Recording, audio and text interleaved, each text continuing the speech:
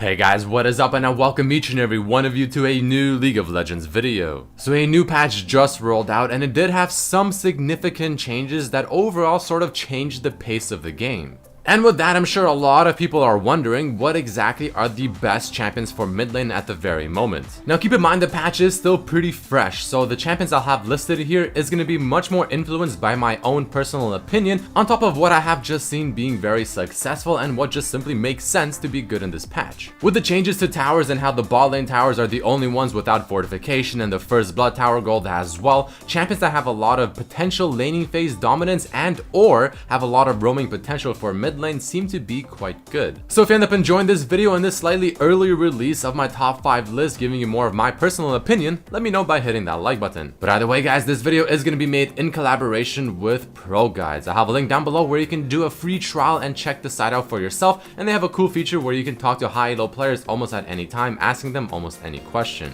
But with all of that out of the way, let's get right into the number 5 spot. Here I wanted to talk about LeBlanc. Now this is a champion that I have not talked about in any of my top 5 mid lane lists for quite some time because she truly did fall out of flavor. But I have recently been seeing a lot of LeBlancs, and they have been quite successful because not only does she have one of the better laning phases of most champions in mid lane or especially assassins, but she's able to push in the wave decently quick with her W and maybe her ult as well. But the main thing is the fact that she can roam to top, to bottom, or even somewhere in the jungle thanks to her W as well very quickly. She's definitely one of the better champions, especially of assassins, when it comes to roaming, and again, roaming especially down to bot lane right now is very important. You can even take it a step further if you really want to and take the summoner teleport on LeBlanc instead of ignite. Now it doesn't really matter too much, obviously one you'll have more roam potential, but with ignite you'll have more kill pressure. It just depends on what you're trying to achieve. Now especially as of lately and even right now, a lot of these strong ADCs or the meta ADCs, maybe like Jhin, maybe like Ashe,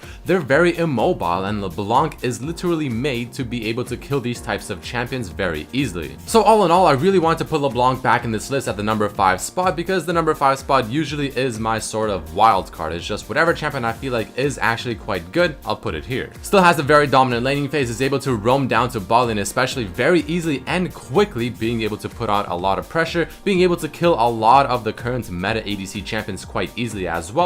And overall, LeBlanc definitely slowly coming back into the meta, and you should not be surprised if you start seeing her more often. But if you decide to pick her up, then here's my recommended build, items, runes, masteries, and all that good stuff. I am personally a big fan of rushing an early Abyssal Scepter, and if you start doing well in the laning phase, going for something like a Luden's Echo to even further snowball your lead is not a bad option. Nomicon is great for the CDR because LeBlanc with 40% CDR is absolutely ridiculous.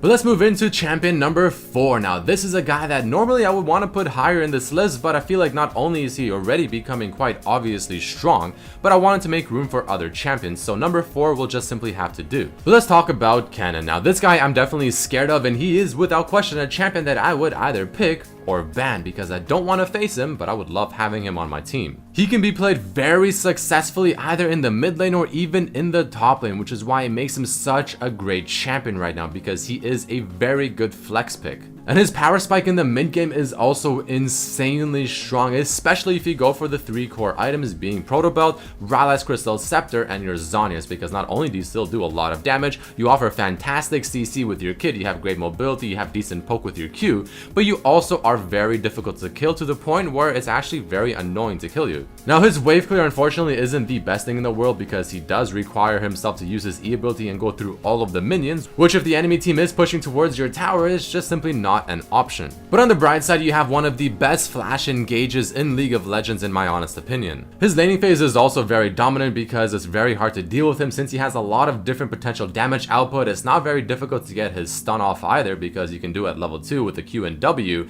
and he also has good roam potential since his E ability gives him that extra movement speed. All in all, Cannon not only fits this current meta where I believe mid laners should be able to roam fairly easily and have at least somewhat decent wave clear or at least a decent laning phase, but he's also just a strong champion in general at the very moment, having a great kit, having a lot of damage, and he builds among the better items at the very moment. But with all that being said, let's take a quick look at what exactly you would want to build on Cannon if you were to play him. So you can either start with your W or your Q at level 1, it doesn't matter too much, it just really depends on what kind of champion you're facing. If it's a melee champion, yeah, W is pretty good. If it's a ranged champion, maybe you can get away with the Q. But taking a quick look at his items, Hextech Proto Belt, Zhonya's Hourglass, and Rylai's Crystal Scepter are just absolutely wonderful on him. They deal a lot of damage, they give him a lot of tankiness, and if the enemy team has a ridiculous amount of magic damage, he can maybe throw in an Abyssal Scepter somewhere near the beginning.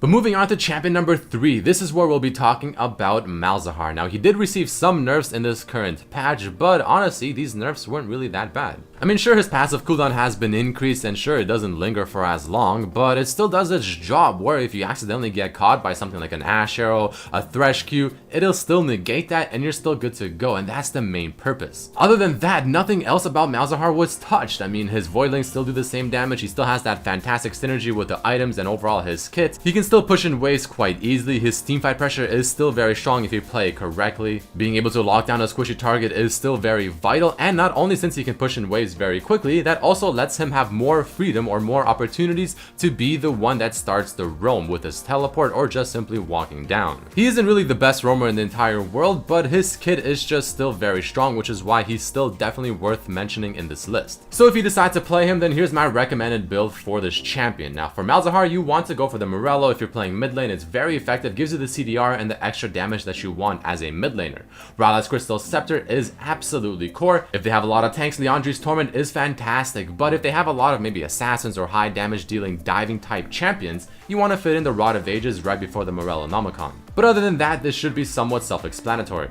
Next up, let's talk about the champion I have listed in the number 2 spot. Twisted Fate. So as I'm sure most of you know, Twisted Fate is one of my personal favorite champions to play in the mid lane whenever playing solo queue, because he is just literally made to be able to dominate solo queue just because of how his ultimate works. But like I said at the beginning of the video, I truly believe that the meta currently is revolving around champions that can successfully or at least efficiently assist their bot lane, whether it's to counter gank or whether it's to actually set something up, get that first tower because it's easy to kill, and get the extra gold. But not only is Twisted Fate's passive already exceptionally good at getting him extra gold, he's also pretty much made to be able to roam to other lanes, of course one of them being the bot lane. So he can set up a lot of pressure, their bot lane will have to play passively knowing that, you know what, there's a Twisted Fate, he can teleport almost at any time. And if you also take the Summoner teleport, you have so much map pressure that it almost feels obnoxious to face Twisted Fate like that. But other than that, he is still pretty much Twisted Fate. I mean, he still has pretty good damage, especially with Lichbane, his W and his E ability combined. His Q ability dealing full damage to every target, giving him some nice wave clear with a red card as well. He can easily flank with his ultimate, he can catch people off, he can roam very easily. Twisted Fate is just amazing in solo queue, especially right now, and I highly recommend picking him up. And if you do decide to pick him up, then here's my recommended build. Now like I said, Rod of Ages is actually pretty good because it gives him that extra tankiness and he becomes very difficult to kill. Lichbane always being a core item on this champion, Lucidity boots for the extra 40% CDR at level 18 with your runes, Zhonya's Hourglass to assist yourself if you get put in a bad situation since you do not have any escapes, but everything else should make sense.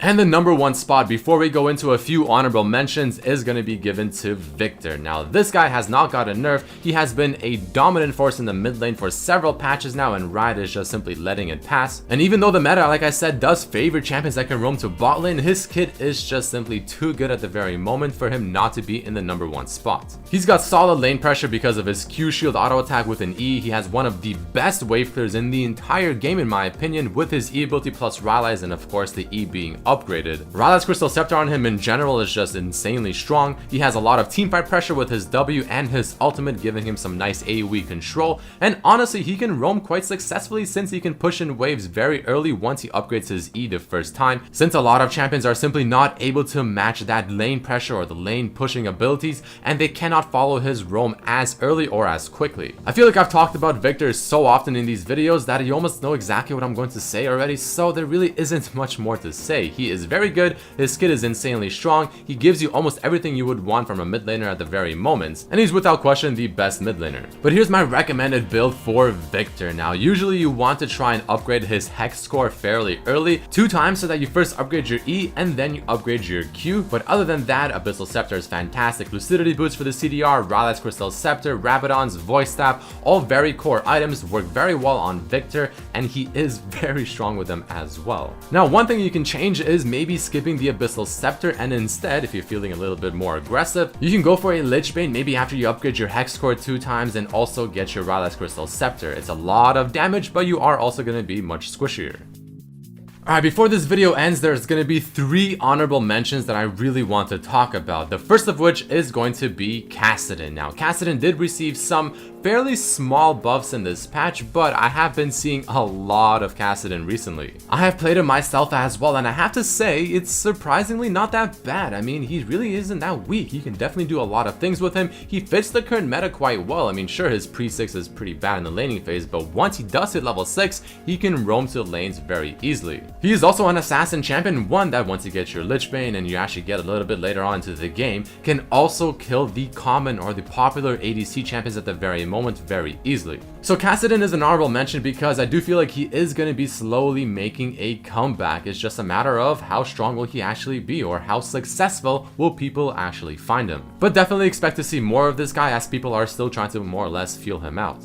Next up, I want to also talk about Gangplank, because Gangplank, if I really honestly had to choose, is probably the most overpowered mid laner at the very moment. He is just an absolute monster, and especially in higher elos, he's pretty much perma pick or ban. But the reason I didn't put him in the actual top 5 list is because I truly believe his skill cap is very high, and he's not a champion I would recommend to people to try and pick up and learn, because it will take a lot of time. So unless you're really dedicated to learning this champion, and he's more or less the only champion you'll be playing for the next while, then by all means, you will most likely not regret it until maybe he gets nerfed again, because he truly is probably the best champion at the very moment. And his ultimate is amazing when it comes to those skirmishes happening in other lanes. And without question, one of the deadliest champions in the late game. And the final one I want to talk about in the honorable mentions list is Ziggs. Now, Ziggs, I mean, it's a little questionable as to where exactly he stands, but since the towers are just much harder to kill, and since the first tower death is just so much more important, Ziggs' W is essentially made to execute them, so it's a pretty cool feature. It seems to fit the meta quite well, and I am also seeing a lot more Ziggs. But I'm still very unsure as to how effective he actually is in the current meta, which is why I did want to mention him in the honorable mentions list, because I feel like he is going to be slowly coming back up,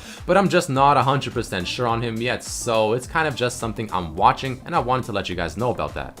But either way, guys, there you have it, my top 5 mid laners for patch 6.15. If you did enjoy this video or found it useful or informative, let me know by hitting that like button, especially since I released this video earlier than I usually would, to try and give you guys a better idea as to what you should do in this patch. But thank you all so much for watching, and I hope to see you from my next video.